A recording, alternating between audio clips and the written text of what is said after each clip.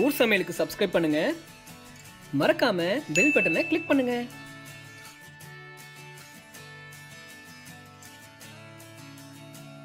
வணக்கம் நேயர்களே, welcome back ஊர் சமையல். இன்னைக்கு நம்ம பார்க்க போறது வித்தியாசமான உற்சாகம் தரக்கூடிய செட்டான் ஸ்டைல்ல மட்டன் எலும்பு ரசம் தான் பார்க்க போறோம். எப்படி செய்யலாம்னு பார்க்கலாமா? இந்த மட்டன் எலும்பு ரசத்துக்கு நாம ஒரு ரசப்பொடி ரெடி பண்ண போறோம்.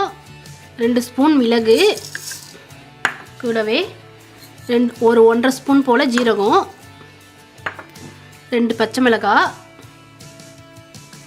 ஒரு 6 பல் பூண்டு பல், கொஞ்சமாக கொத்தமல்லி, இதெல்லாம் போட்டு ஒரு சொத்து மிக்சியில் போட்டு அரைச்சிக்கலாம். இந்த மாதிரி அரைச்சி எடுத்துக்கலாம். இந்த மட்டன் எலும்பு ரசத்துக்கு நான் கறியும் எலும்புமா உள்ள மட்டனை வேக வச்சு இந்த மாதிரி தண்ணி மட்டும் எடுத்துருக்கேன்.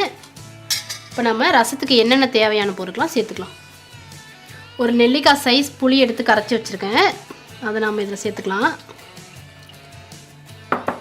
கூடவே ஒரு தக்காளி கரைச்சி வச்சுருக்கேன், அதை நாம் இதில் சேர்த்துக்கலாம். மஞ்சத்தூள் ஒரு 1/4 ஸ்பூன் கொஞ்சமாக போட்டுக்கலாம். கூடவே நம்ம அரைச்சி வச்சுருந்த ரசப்பொடியவும் இதில் சேர்த்துக்கலாம்.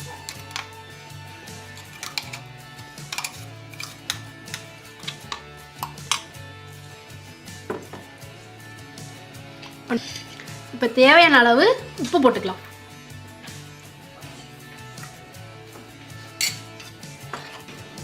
இப்போ நாம் மட்டன் ரசத்தை தாளிச்சிக்கலாம். இதுக்கு 1 ஸ்பூன் போல் நல்லெண்ணெய் ஊற்றிக்கிறேன். 2 காஞ்ச மிளகாய் போட்டுக்கலாம். 1 ஸ்பூன் போல் கடுகு உளுத்தம்பருப்பு,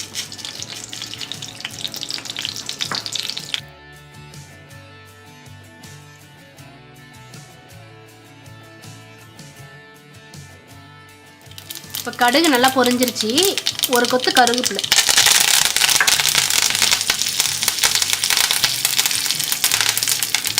நம்ம இந்த மட்டன் ரசத்தையும் இதில் சேர்த்துக்கலாம்.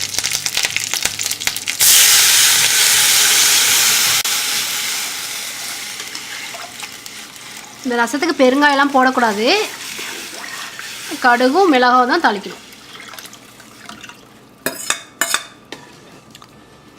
இதை நாம் நுரைச்சி வர வரைக்கும் வெயிட் பண்ணலாம்.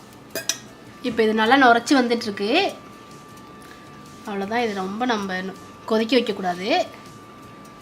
இந்த ரசம் ரொம்ப வித்தியாசமான டேஸ்ட்டாக இருக்கும். கண்டிப்பாக நீங்கள் உங்கள் வீட்டில் ட்ரை பண்ணி பாருங்கள். அவ்வளோதான், நம்ம சூப்பரான மட்டன் எலும்பு ரசம் ரெடி. டடாய்.